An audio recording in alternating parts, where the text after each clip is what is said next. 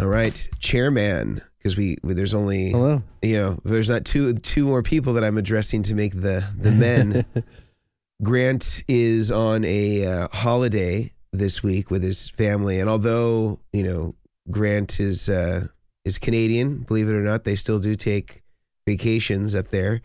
So hopefully he has an amazing and restful time with his family wherever he may be in the world. I don't know if it's still in Canada or he's going somewhere else, but that is of no consequence, because between you and I, Brian, we are going to have an amazing show today. And I think that the topic is of interest to many people. And today we're going to be focusing on social media and its role and influence in not only the music industry, but in our businesses specifically, and how the role of social media can really make a business become something really viable. And I think you of many businesses have a great success story where you've been able to build this great following and this amazing pedalboard and rig building business almost exclusively through, not only delivering on what people see in social media, but using social media to galvanize this huge following. And, I started, before you, when there was less social media options. I don't even think Instagram was around yet. Facebook was around. And maybe in some ways, some of that was still the same. Of course, I think the Gear Page and other places like that are also sort of instrumental, and I think in some ways in certain subcategories are. But I want to save that for our discussion today. And before we get into the podcast, I want to break for just a moment to hear from a few of our sponsors that make the show possible. And by supporting our sponsors, you are in turn supporting us. These are companies that help pay for our production costs and help make this podcast possible every single week. Behind the scenes, we have a lot of people working on this, editing the audio, making sure that it's all perfect, and that we're able to have a consistent release schedule every Monday. So please do consider supporting them and using some of our discount codes where applicable. That is a great way to support us. And if you want to support us in a free way, the easiest way to do that is write us a review on iTunes. Let's hear from some of those sponsors, and then we'll get back into it. Sorry for the interruption, guys, but I wanted to take a moment to talk to you about one of the sponsors of the show, the Guitar Sanctuary. Now, Guitar Sanctuary is not only the place where Brian Omilion is housed and builds all of his spectacular pedal boards, it's also one of the flagship dealerships in all of the United States. They carry Vertex products, they carry Goodwood products, and pretty much any major brand or boutique brand you can think of is available there, whether it's a guitar, amplifier, or guitar pedals. They have it all. Absolutely amazing shop, great service, great staff, knowledgeable people, just like Brian Omilion. And furthermore, if you want to have a rig built, you can hire Brian Omilion through the Guitar Sanctuary to build the rig of your dreams. So many different options there, having all the pedals and everything you might need under one roof, and having a guy like Brian Omilion build your pedal board. It is a match made in heaven. Definitely check out the Guitar Sanctuary. It will be linked in the show notes and in the description if you're watching this on YouTube. Absolutely amazing store. Highly recommended by the chairman of the boards. Sorry for the interruption, but I wanted to take an opportunity to talk about one of our amazing sponsors, our friends over at Sweetwater, and their brand new platform called Gear Exchange, which is a buying and selling platform for people like you and me who love to buy and acquire new gear and also sometimes offload gear that we haven't been using. Now, Sweetwater has really designed this to really be optimal for your budget and also to really help support people that want to move their gear. Now, they have a really cool policy where normally, if you sold any gear, you normally have to pay some sort of seller fee with ordinary selling platforms like Reverb, for example. But if you decide that you want to keep your money in the form of a Sweetwater gift card, you can actually collect the entire amount of whatever your earnings may be as a seller. Now, right now it advertises that that's going to end as of October 31st, but Sweetwater is actually going to keep this going in perpetuity for the lifetime of the program, so that no matter what gear you sell as a seller, you will never have to incur a fee so long as you decide to keep all of the funds on a Sweetwater gift card. And if you're somebody like me you're constantly buying new stuff from Sweetwater, whether it be guitar gear, pro audio gear, whatever it may be. If you're somebody who's constantly buying new gear, it's a great way to save on fees and always make sure that you're getting the great sales and support that's consistent with Sweetwater and their amazing sales engineers. So definitely check out the Gear Exchange on Sweetwater's website. Absolutely amazing. Really a great platform that I can already see has some great items. I'm looking for a Fender Custom Shop Strat right now, so I'm already on the search on Gear Exchange to try to find another great Strat to add to my arsenal. So I hope you'll enjoy this asset to the gear community as much as I am, and I can't wait to see how they grow and develop this. Really, really excited to be using Gear Exchange from our friends over at Sweetwater. Now back to the podcast. All right. So, Brian, you have been somebody that has utilized social media to your advantage. Yeah. You have built your brand. I would say, I mean, Instagram seems to be the portal. I would say, is that Yeah. an accurate description? It is.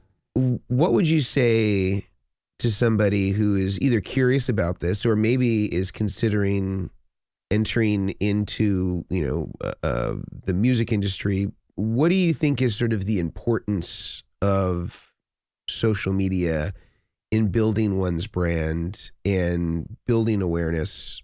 Talk to us a little bit about kind of how this has helped shape your business and maybe some things that you thought were really critical to kind of, turn the corner and really make this something that was a viable business for you. Yeah, of course. Yeah. So, I mean, starting out when I did it was like, just laid off from a job, that kind of thing. So we didn't have a lot of money. So I wasn't ready to like invest in like a website because websites are expensive. So like using social media, it was free. It was something that I could basically, it's like building a portfolio, however you pronounce it. Mm-hmm. To be able to show off, what I'm doing as a builder or what musicians are doing or photographs. And I mean, everyone is on social media for the exact reason, but it helped really show off your work without having to drop tons of money on websites. Because I have purchased website like domain stuff before and like for a month and looked at it and it was like 3 people visited your website. And I'm like, that is not worth the money that I am paying for 3 people to see it. Granted, that was like 10 years ago.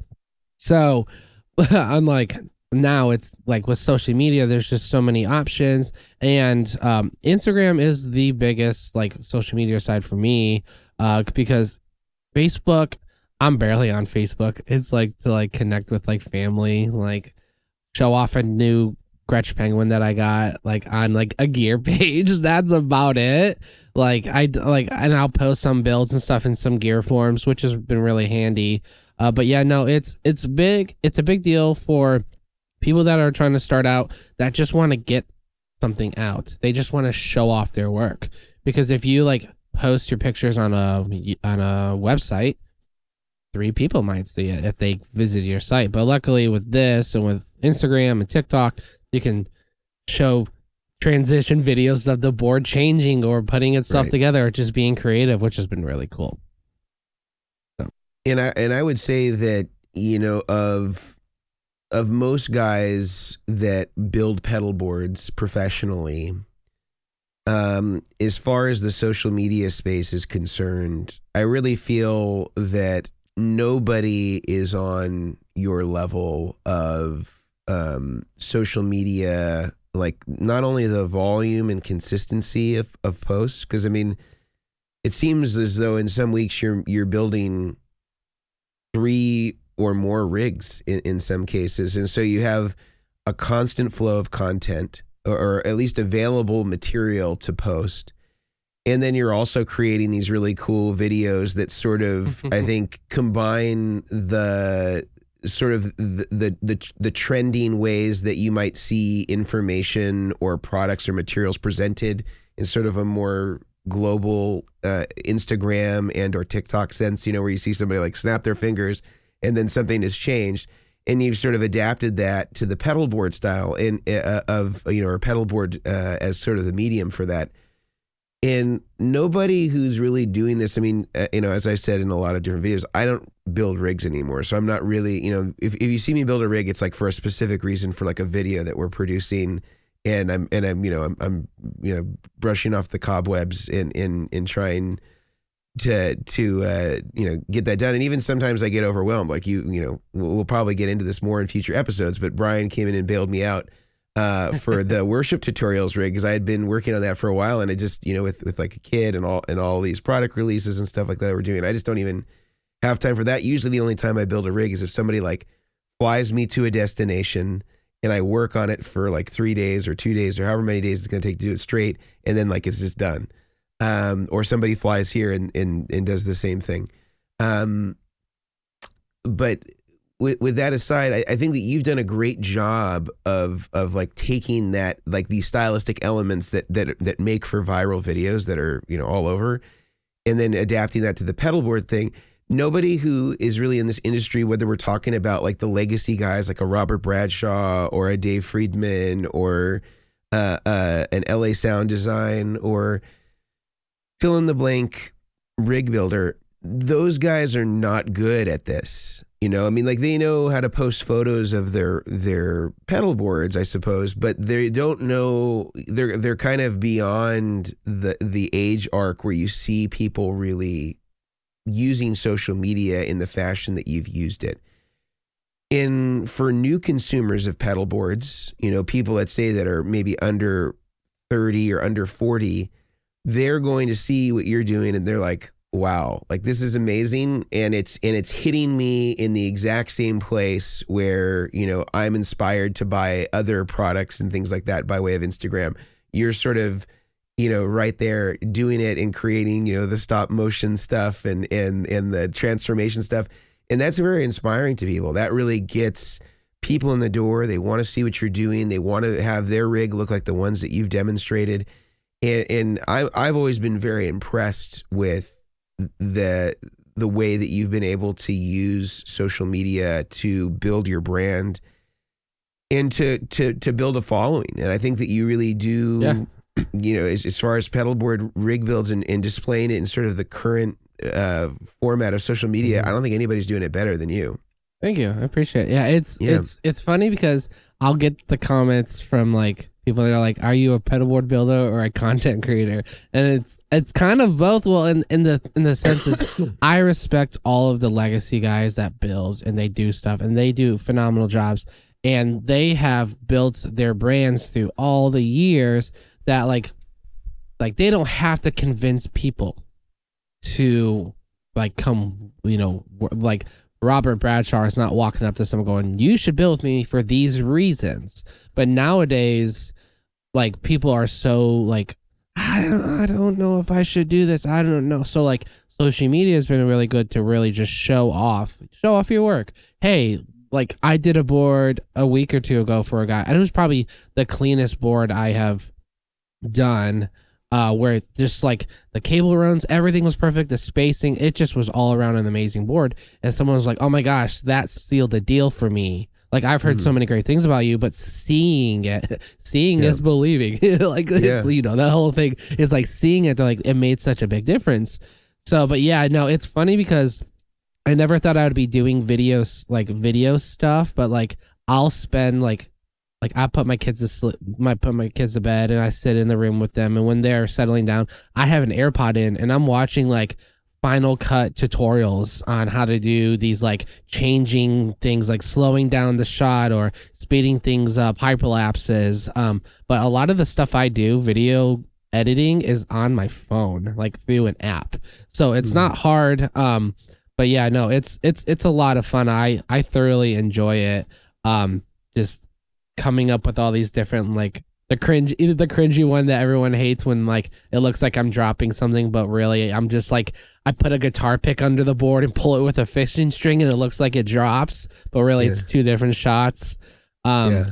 But yeah, no, the stop motion one was a fun one to do. I reached like 3 million views on the stop motion, which was insane. And people were like, "Oh, this is insane. I've never seen it," which I've always wanted to see something be put together like that. So I was like, why not do it for everyone? So it's a big tool. And I think there's a lot of people that are like, I have a friend of mine, he does he used to do pedalboard builds, but he does some other stuff now. But he was just like, it's just so daunting, some of the social media stuff. And I can understand that. There's just so much. What should I post? What should I this? And it can be a lot, but just gotta stick with it. Yeah, I think it is a daunting prospect because social media it's, I think especially for new brands, it's somewhat like speculative time, right? Like you don't know whether it's going to deliver somebody who is interested in building a board or whether you're just spinning your wheels. And I think that that people sort of have to be willing to risk, the time that they're spending to create nice content in sort of betting on that in the future that's going to deliver for them or galvanizing a following, and again, certainly every single one of us who is on Instagram or on YouTube or wherever it is, we all started with 0 subscribers or 0 followers. So you have to put in the time and you have to kind of study what the landscape looks like for you and then adapt the content to match what people want to see. If the goal is explicitly to grow the following quickly, some people are just like, well, I'm just going to post what I'm going to post. And people are going to connect with it or they're not. I guess you could have that attitude as well. And it may or may not, result in great numbers. But I want to go back to something that you said about the website. And it seems as though to me, and again, I'm in the retail space or in manufacturing guitar pedals. I would say that it seems as though the website is almost becoming less and less relevant by the year. And, it used to be that was kind of like a place where all the commerce existed, where people would, it was sort of like your digital business card if you were a brand. People would come to your website, they'd explore your product offerings, they would look at the manual. And I think to some degree, you'll always probably have to have some version of that where you have consolidated information about each one of your products that people can look at, should they want that sort of information. But it seems to be like that is sort of going to be the equivalent of like a landline to, like a cell phone equivalent in the near future, because the real business card for people, I think, is become so much more interactive, and the websites can't really offer the enriched experience of a YouTube video. They can embed a YouTube video, but it's not the same as going to somebody's YouTube channel and sort of seeing their preparation of how they're, presenting their video and their brands and all those things. Or on Instagram, where you get a chance to show, transformation videos in that way.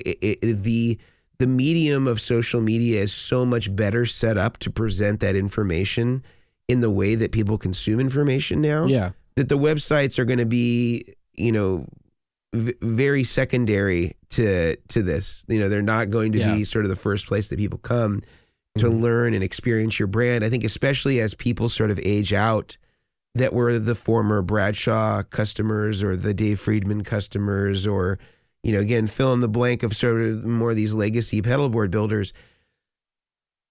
They're not doing a whole lot to sort of fill the funnel at the top.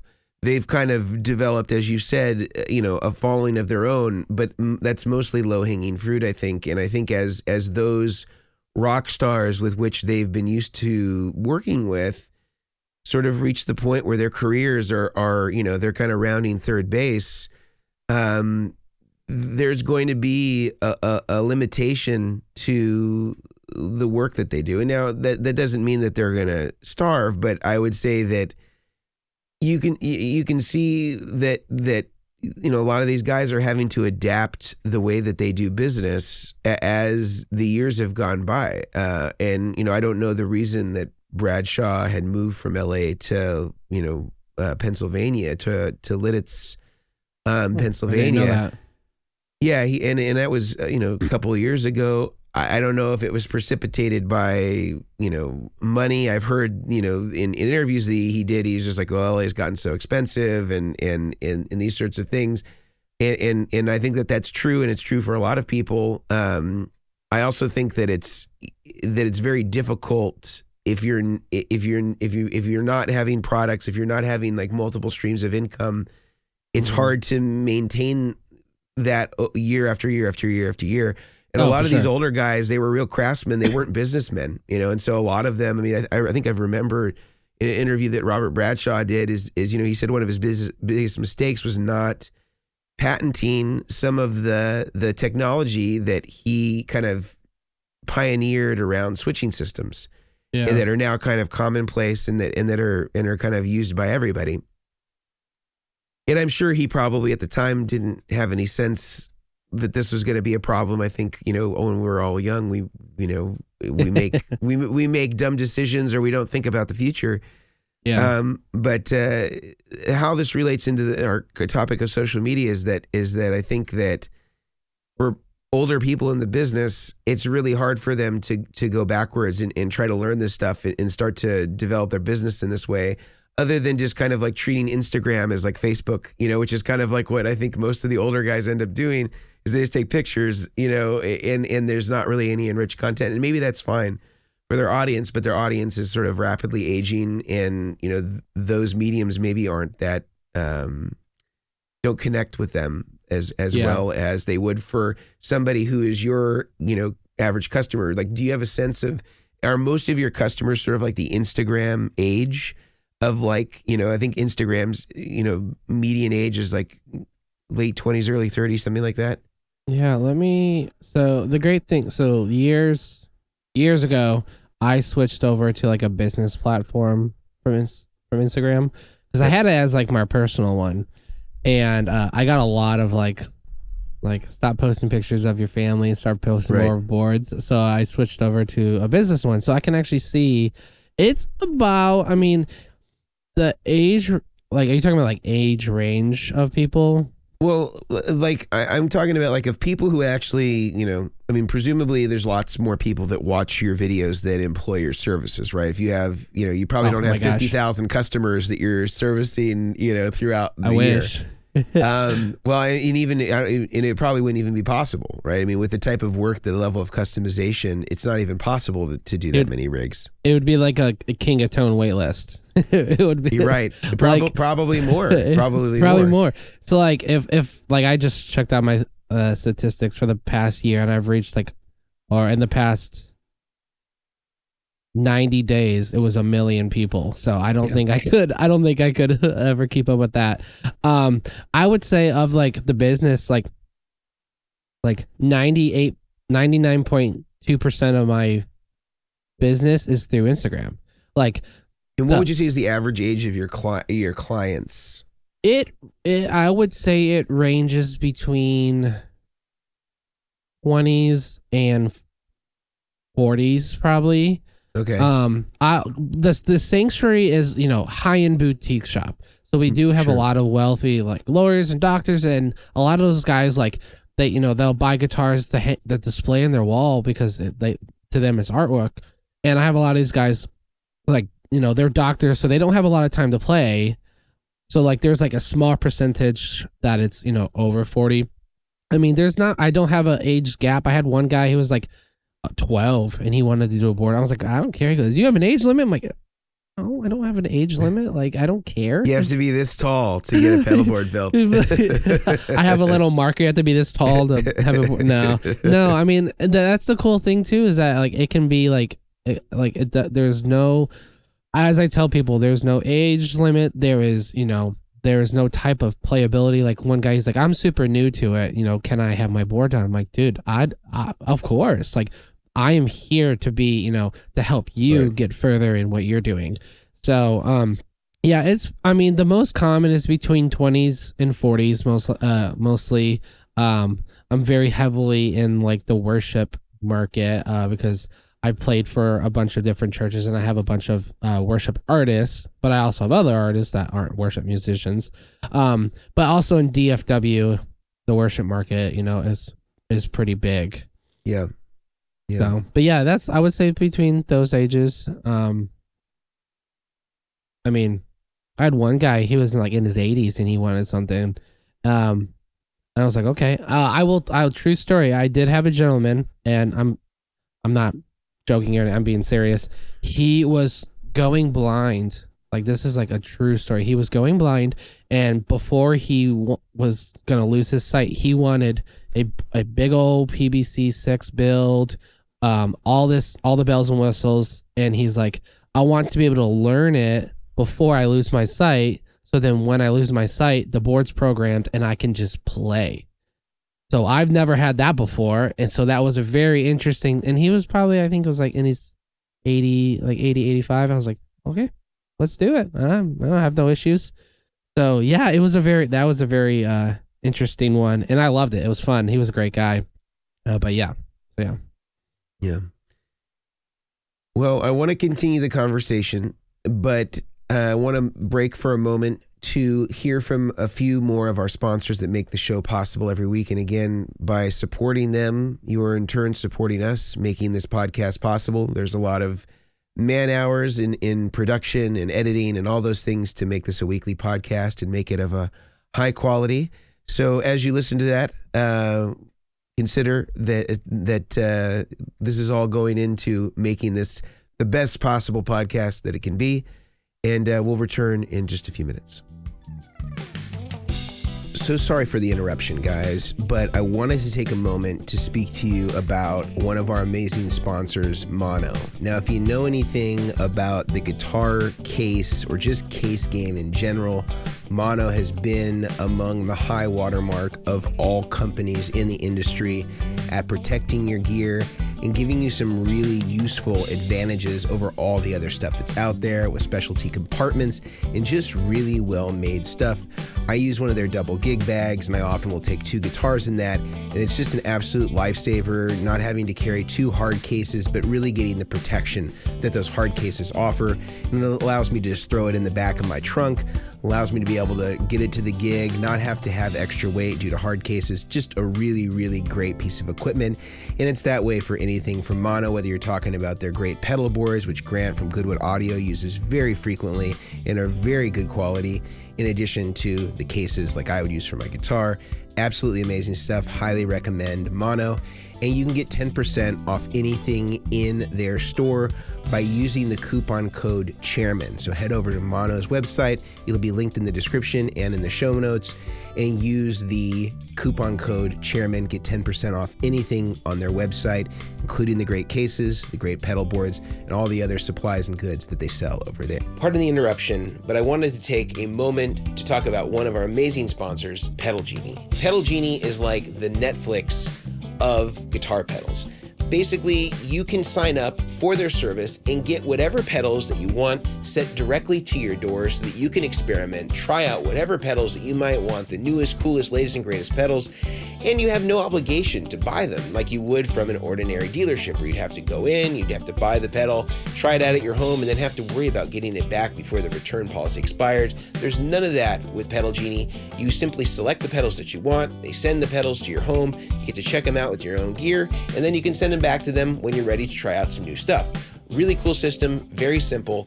And for the first month, listeners get an exclusive Chairman of the Boards discount, which is 50% off your first month using the discount code BOARDS, BOARDS. Gives you 50% off your first month with Pedal Genie. Absolutely amazing service, highly recommended by all of us here at the Chairman of the Boards. So another thing about social media, I suppose, like if you were to sort of rank order them for music industry, and I guess it could be specific brand to brand as far as the value, but if you were to speak sort of less specifically about Omilion Audio and kind of more generally to the industry, if let's say we kind of restricted to the guitar based stuff, what would you say are the most if you were to rank order again social media, like what are the kind of the most influential to least influential, you think? I would say the most influential as of like 2020. I will say 2020 really stepped up the game for a lot of like not retailers, like Eventide, JHS, all these companies. I'm not sure what those like I don't know what the term is for them. The manufacturers. Okay, them. I can't think of the name. Like really stepped up the game for them to all kind of like invest time into those devices and everything to like do more social media. So I would say that manufacturers, JHS, those types of guys are all like they've all done a phenomenal job. Whereas you get like retailers aren't as great. The problem is that there's a huge struggle is because so many manufacturers nowadays are selling their pedals direct. I mean, Chase Bliss does direct. A lot of these companies do with direct, and there's nothing wrong with direct because they have to obviously cost and everything now. But that's a big part of social media is that manufacturers have taken a huge step forward, that kind of stuff. So I would say the most influential are manufacturers. So you guys, Chase Bliss, Wallace, Jason, all these Jackson Hall, everyone that's creating content, to really push what they're doing and stuff. And then below that would be some resellers do a really good job. Some of them do. Like even me that I have my social media, I also do the shop's social media, but it's really difficult. Like when I started, I think we had like 5,000 followers, and now I'm 5 years and we only have 11,000 now. But like looking at the analytics and everything of the page is like in the past 90 days, you've reached 300 people. I'm like, that doesn't make sense. It's because more people nowadays aren't following guitar shops, they're following the manufacturers. Yeah. So they're seeing the manufacturers. And I mean, when manufacturers, when I worked for Jackson Amp Works, we would send off products to our dealers, expecting the dealers to turn around and make videos of those products to post for release day. Yeah. Yeah. So now, I mean, doing a release with so I was in Disney during the Eventide release. I was sitting at a park at lunch when the H90 got released, and I was watching. I knew about it, but I was watching on my phone, and the videos were phenomenal. The production of it was amazing. I mean, the JHS show, like all these different guys that are doing this kind of stuff, they're really, selling their stuff, and they're not having to depend on anyone. So I would definitely say the manufacturers are like number one, builders and anyone that kind of, does small resale or building and stuff. That's probably number two.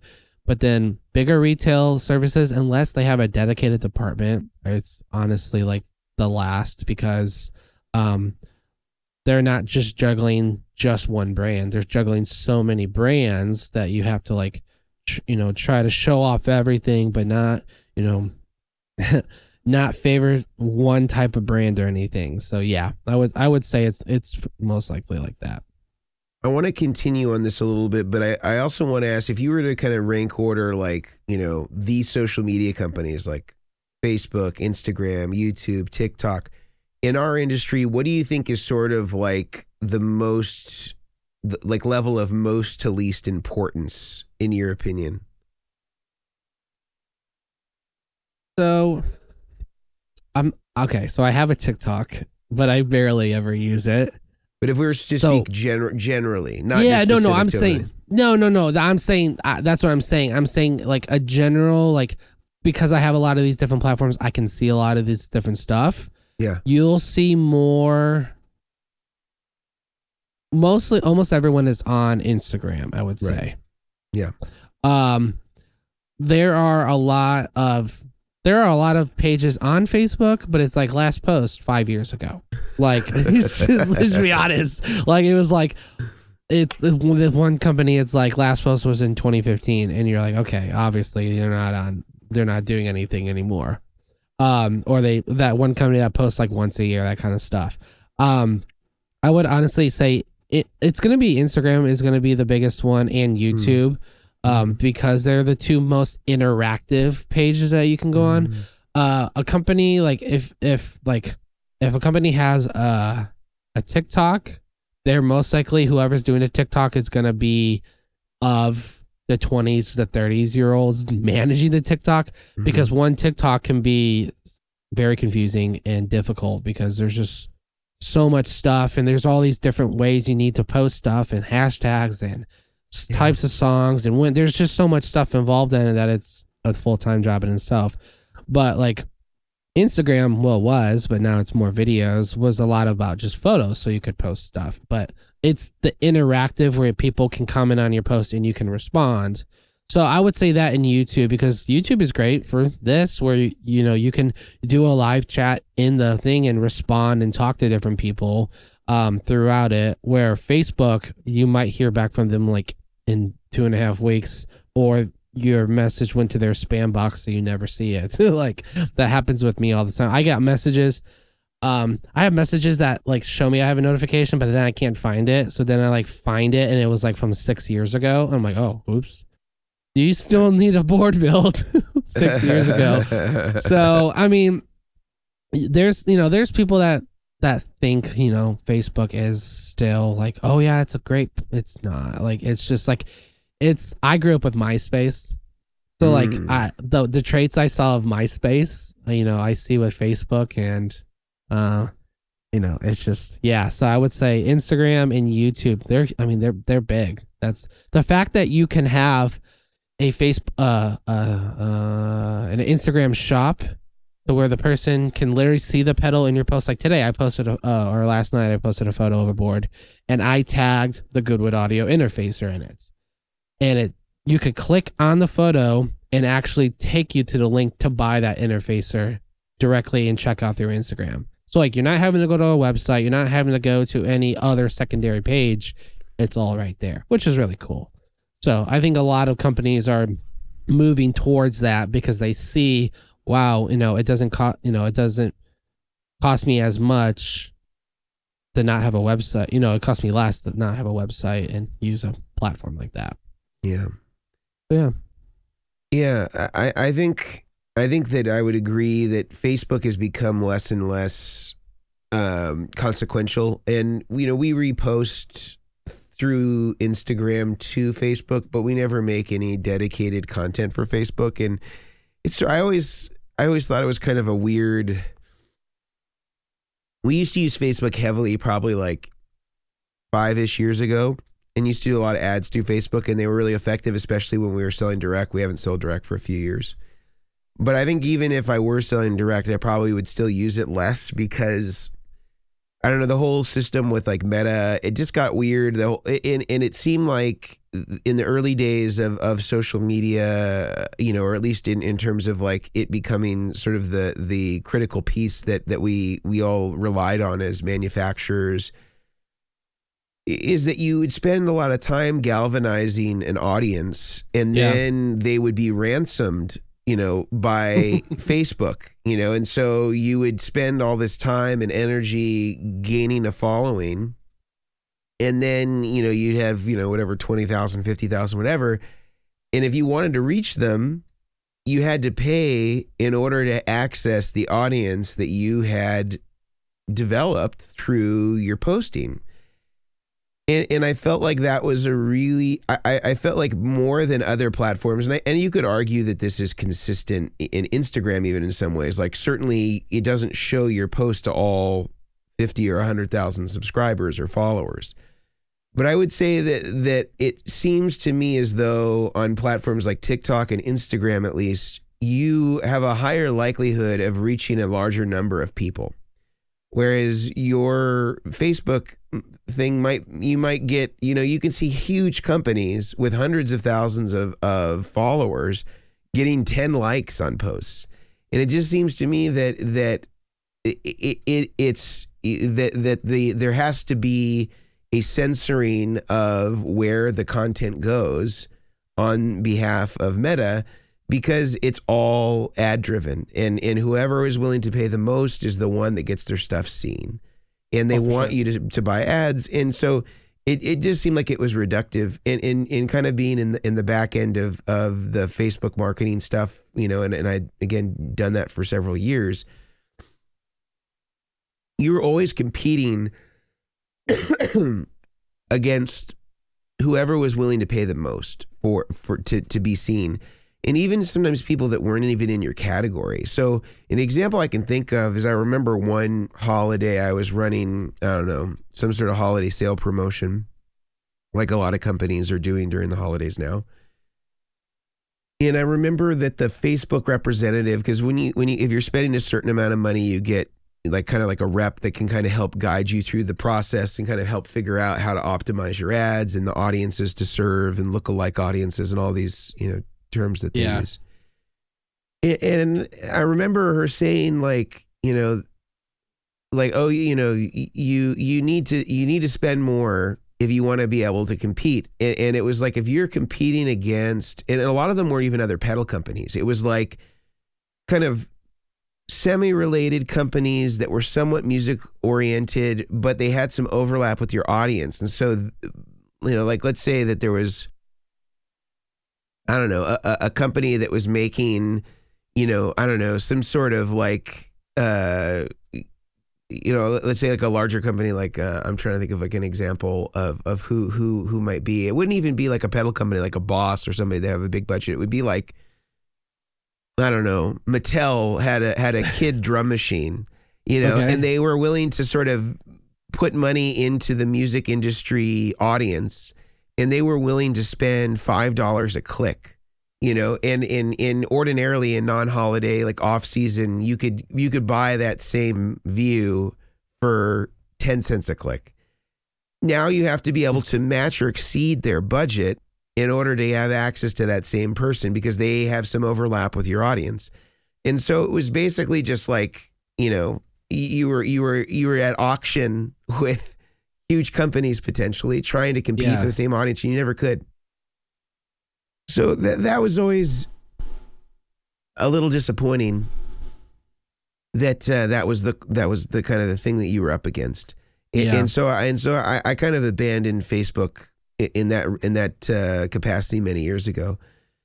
But I would say that Instagram and YouTube, I think from an actual sales and marketing perspective, I think are unquestionably the best. Now here's another question that I have for you, Brian. Yeah.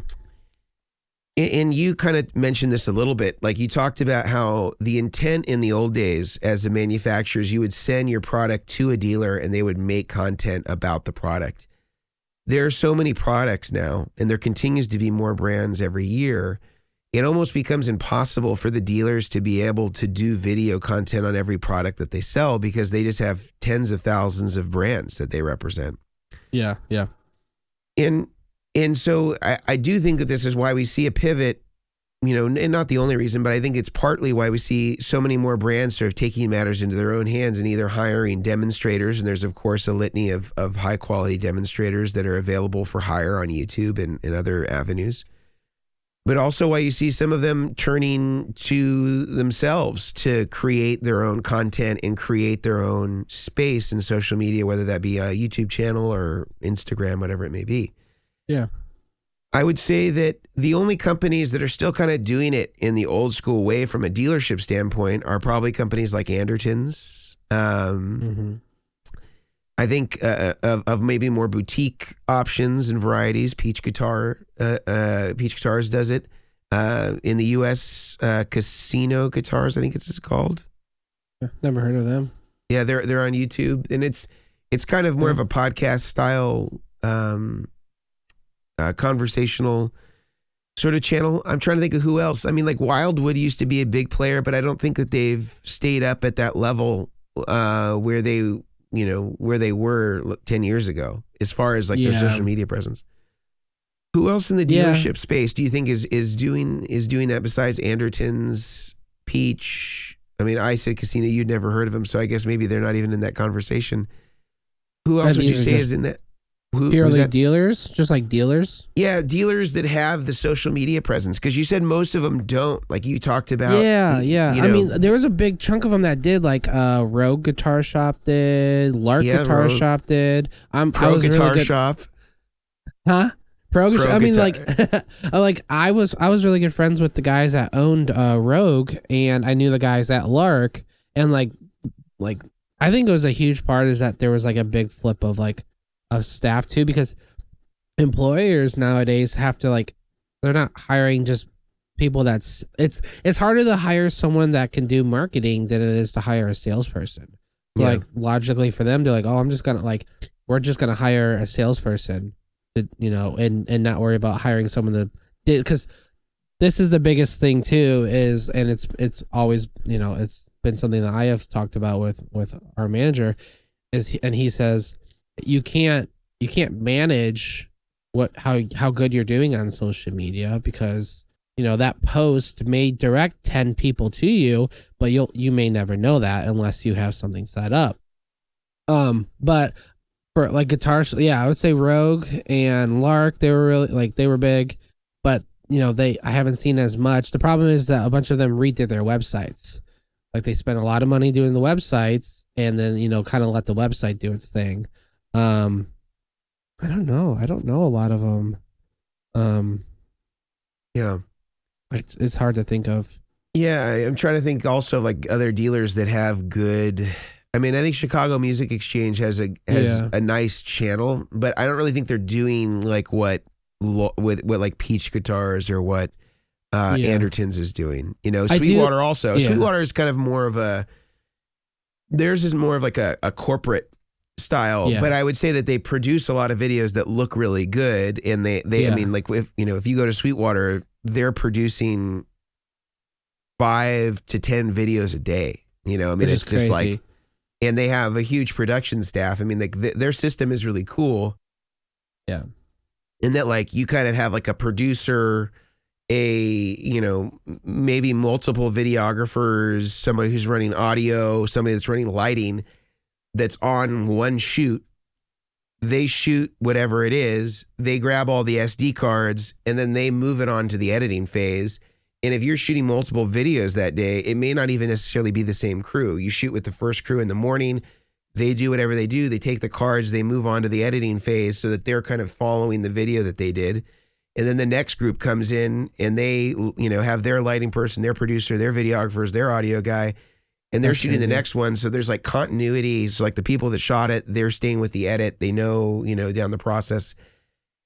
And they have a really sophisticated system, I would say, better than I've seen. I mean, I've shot at Andertons before. I mean, and of course, the proof is in the pudding there. They have a lot of views. They produce a lot of good content, but it's not as organized as what I see at like Sweetwater. Of course, they're just different systems. I mean, Andertons is like a house, and it's like the upstairs floor of a house, and so it's not a huge space. Yeah, I mean, there's a lot of companies like that. So like Sweetwater has a whole production, like JHS. I know they're not a retailer; they're a manufacturer, but they also sell. But like they have a production team. They have a whole room set up to do this kind of stuff. But then you get some companies, like I remember working for like Jackson. Like we would set up a space in the front where we were Betolexing with a black sheet, or like a wooden board that we had like stained to look really nice just to take the photo. So like we would completely unravel our workspace just to take the photos or just to take this. And that's what a lot of these companies do. Like me, I now have a whole little rack system that I move around and stuff, but it's like I'm running the computer, I'm running my iPhone camera, I'm running my Canon camera, I'm running multiple mics. Like it's sometimes a lot of these companies, and I think that's why it gets too much, is because it's a lot to do for one person while they also have a full-time, like for me, full-time rig building, but I'm also supposed to be putting out like, what's in the box videos that we started doing with the shop, or, our favorite staff picks and stuff. And it starts just piling up and stuff. And like, I think I have 10 unedited videos of content that I have to put out for the store, but it's just finding the time to do it. Yeah. That's the big part about it, is like having someone that can do it in a 40-hour work week when they're already 39 hours doing something else. Yeah. So that's a bit, I mean, more companies will start to figure it out, or they might not. But yeah, I mean, there are some companies that don't need to worry about it. But yeah, that's what I would say.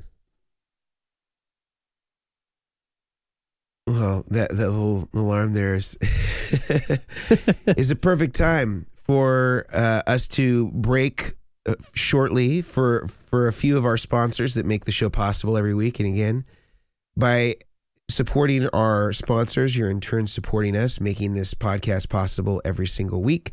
Let's take a few minutes to hear from them, and then we will come back and resume our conversation. Sorry for the interruption, folks, but I wanted to take a moment to talk to you about one of our amazing sponsors, Creation Music Company.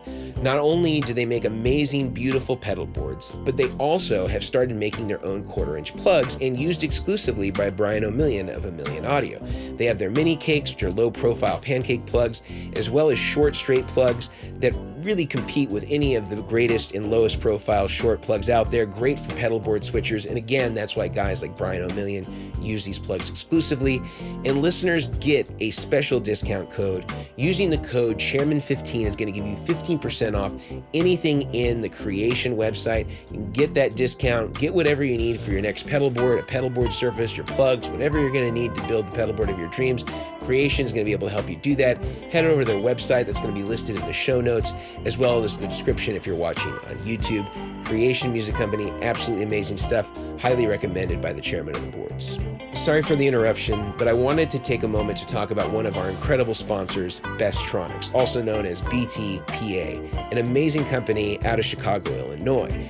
Now, most of us at the chairman of the boards get a lot of our materials that we build our pedal boards with, whether that be cable, whether that be for audio, whether that be for power, whether that be connectors like quarter-inch connectors or 2.1 millimeter barrel connectors for power.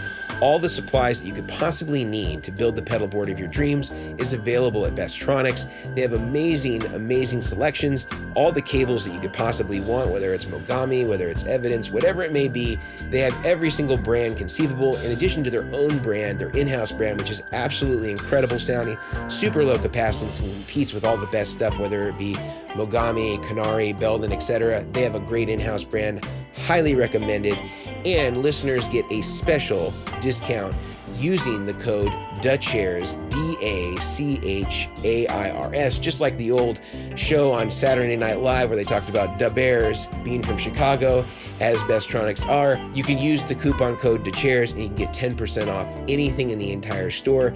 Absolutely amazing way to save some dough, get some great materials from some great people. Bestronix, absolutely amazing company, highly recommended by the chairman of the boards.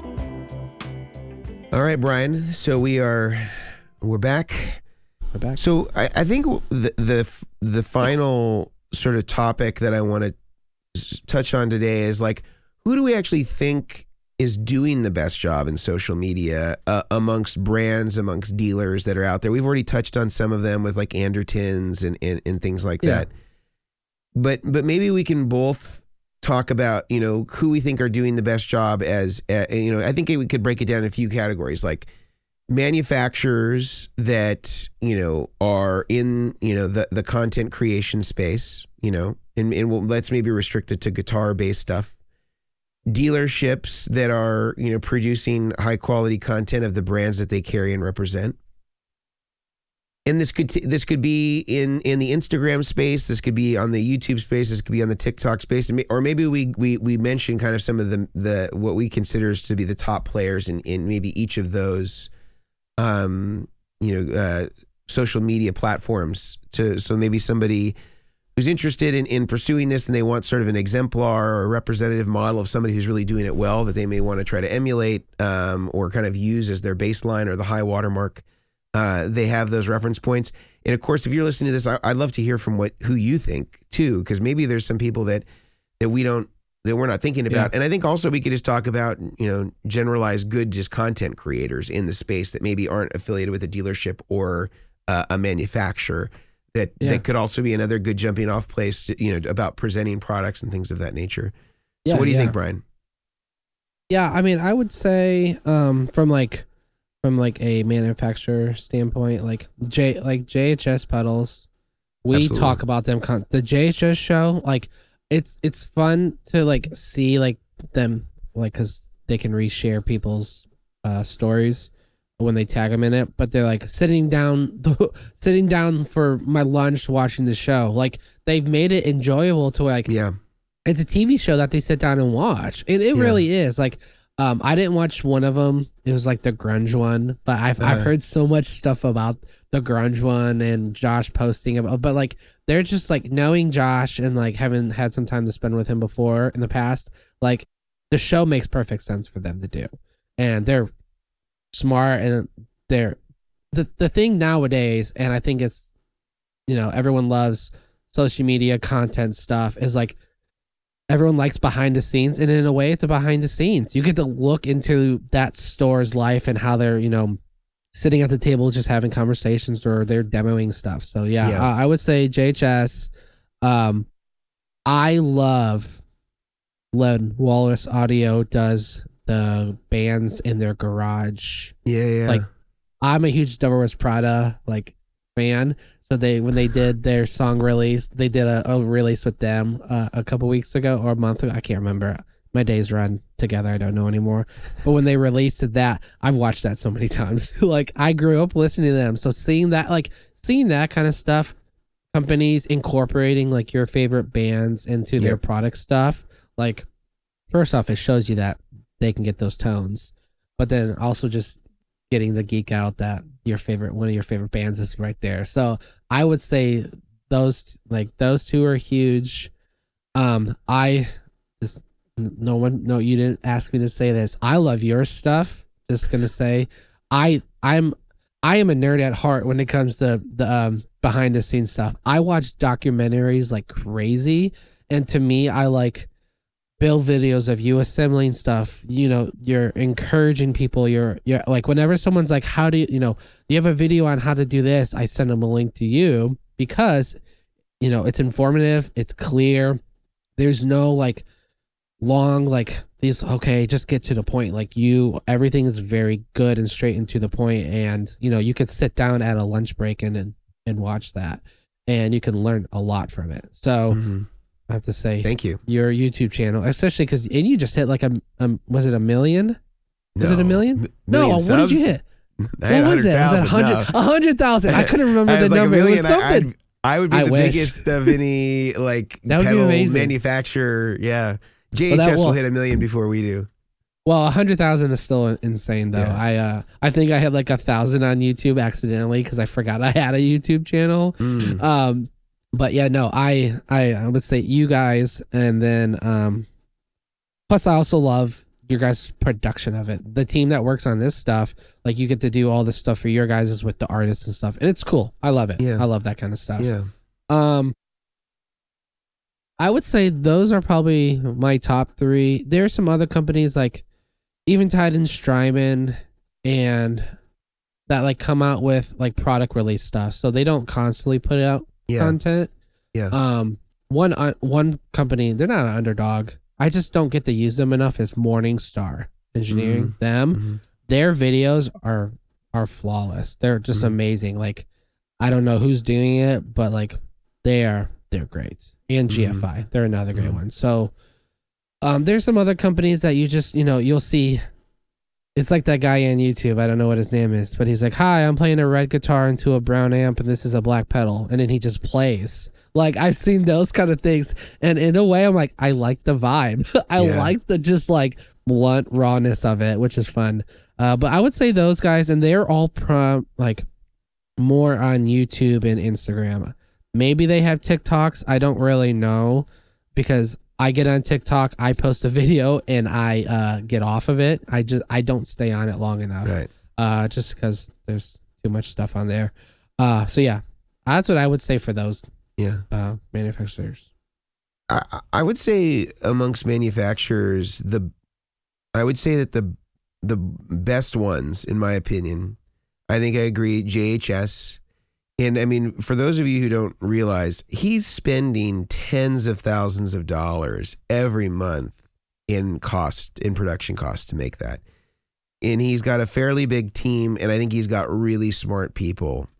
Nick, who works with him, I've known Nick for, I don't know, before the JHS show started. In fact, Nick had done some video editing for us, Oh, nice. maybe 8 years ago.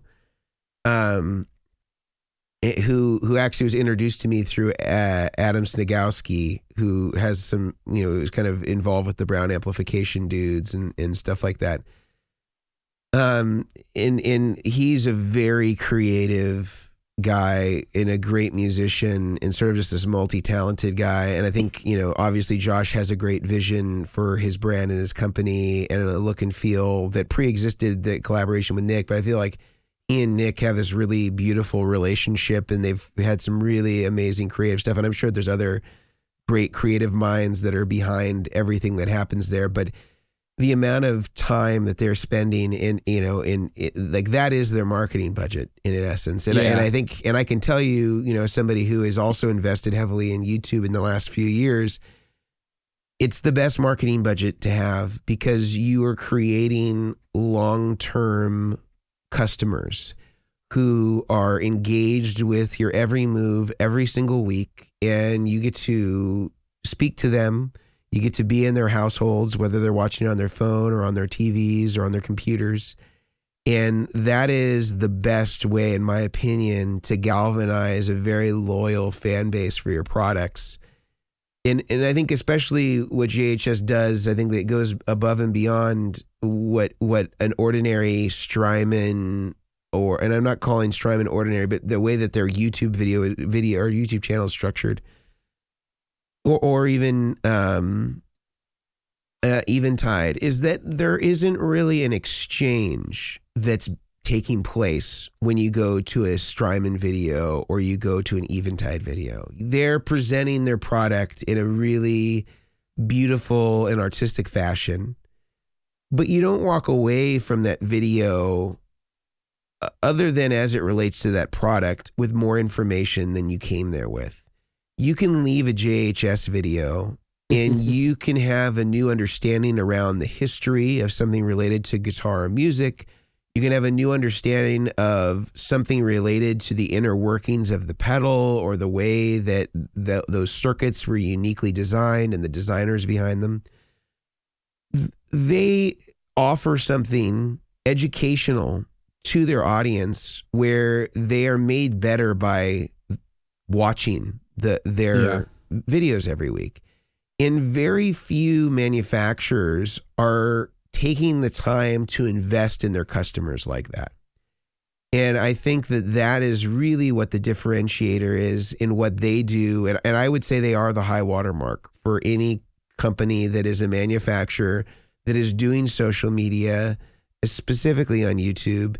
They're absolutely amazing at that. And I would say probably the best in terms of, they're probably spending, I would actually say they probably are budgeting better than a lot of bigger companies are that are producing artistic product videos, but they just do a wonderful job. I would also say in that space, Brian Wampler, I think, also has a very good YouTube channel. I don't think it's not as developed, obviously, as JHS. It seems like he's still doing a lot of this himself, maybe not the editing, but certainly the shooting potentially. And he does more product videos, I would say, but he also comes out with some really cool videos that are informational about certain types of circuits and kind of breaking down the particulars of any particular circuit to kind of make it more accessible or palatable for somebody who maybe doesn't understand the technical side of a pedal, and kind of helping you understand how something ticks. I think he's got a really good YouTube channel from a manufacturer standpoint. I guess you could consider that Pedal Show to also be a manufacturer, and that they make like switchers and some accessories. And although I wouldn't say that they get too in the weeds technically, they are, I think, good at synthesizing. It's kind of like a weekly gear demonstration in a way. And I think that they do a good job at, I think, presenting, like they each have their own individual styles of playing, and maybe that doesn't cover the gamut of all players that are out there, but I think it covers a pretty good cross section.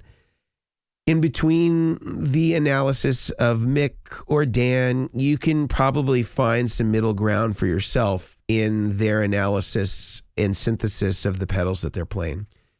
And although I would say that they have a pretty prescriptive format, and I think people could say that about a lot of YouTube channels, that I think that it is still informational at the end, and I do think that they do a good job at creating high quality sort of digests of sort of the pedals that are out there and kind of where somebody might connect with them or not. I think as far as manufacturers, those are probably the ones that I think are the most are really the best at that where there's an exchange of information and people are enriched as a consequence. I feel like I think JHS, Wampler, that pedal show, I think that those guys are probably the best in my mind at that, because they not only offer high quality content, but it's doing a great job at improving the viewer. And then, from a manufacturer standpoint, I mean, I think, again, I don't know that it's improving the viewers so much. I guess you can make arguments. I think maybe that's not right. I think that Peach and Andertons are probably the best at that.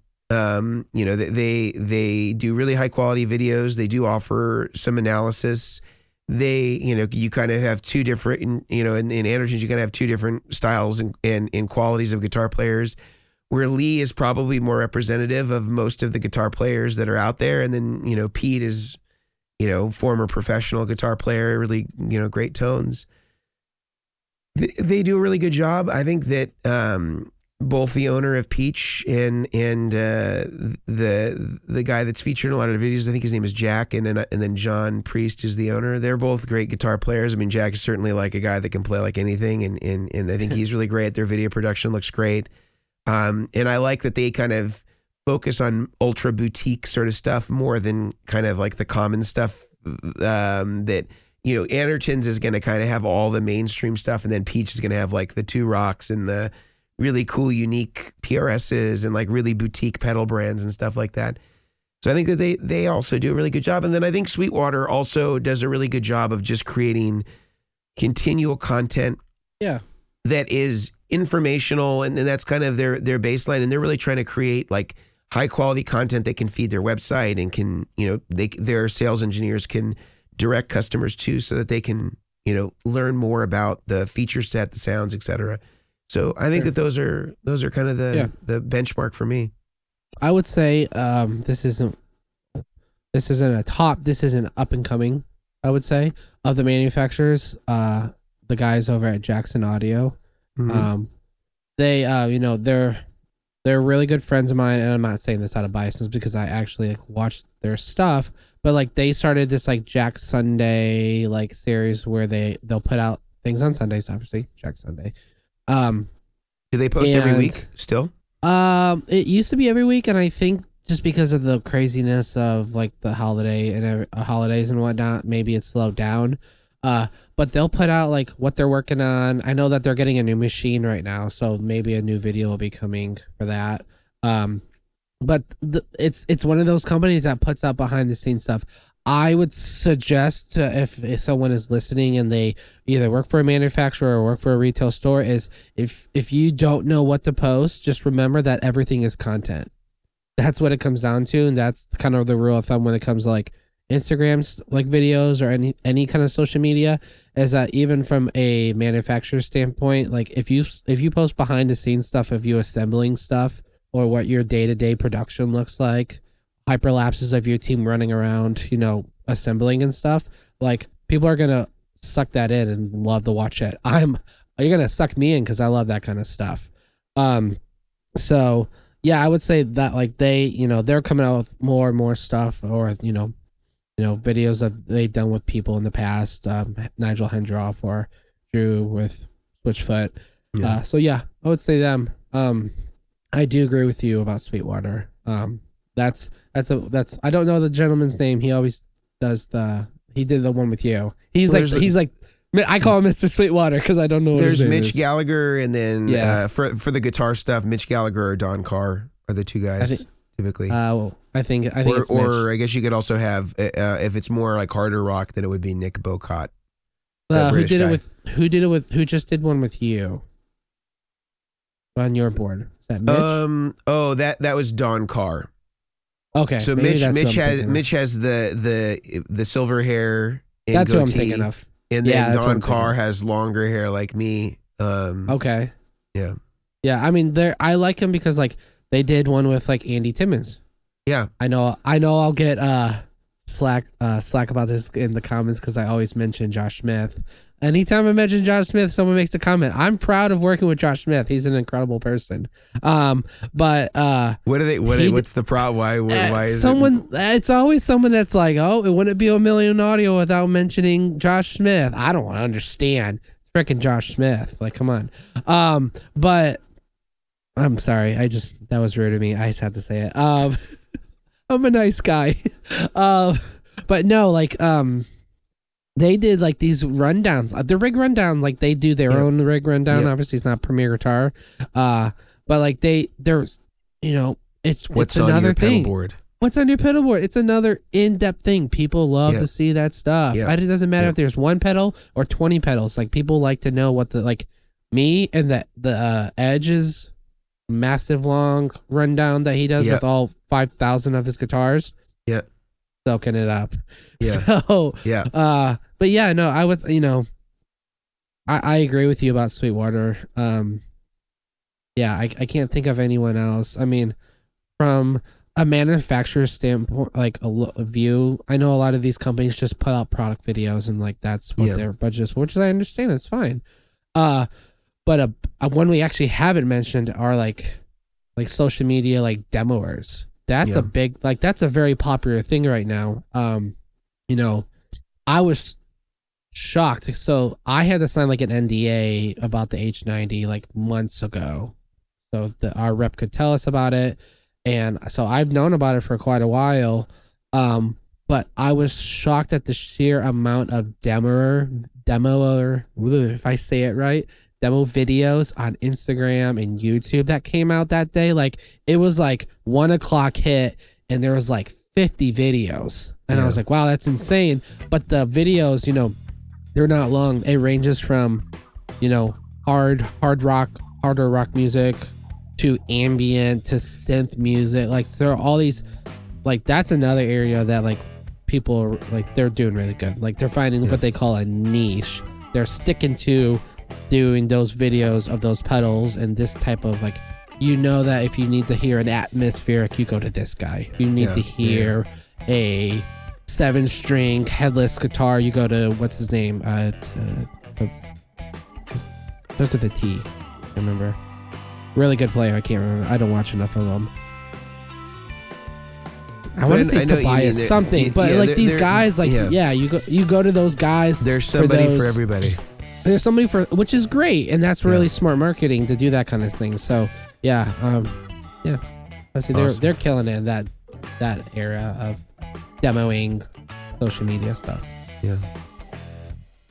Well, Brian, I think it was an interesting conversation, and I hope for the listeners out there that they found some value in sort of us. We kind of have gone, all over the place today in Tone Town. And I think that there certainly was some value in talking about some of the ways that things work from the business side of using social media and the advantages that it has. And certainly it's been really great for Brian and really great for us to help us build brands and gain followings and be able to build a customer base and be able to have an exchange with those customers of information and commerce.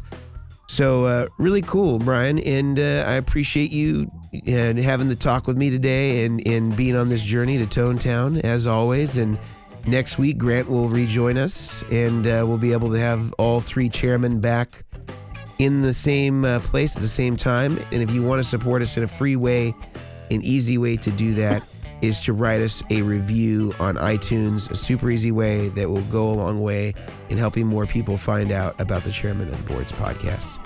Until next time, we're out. See ya.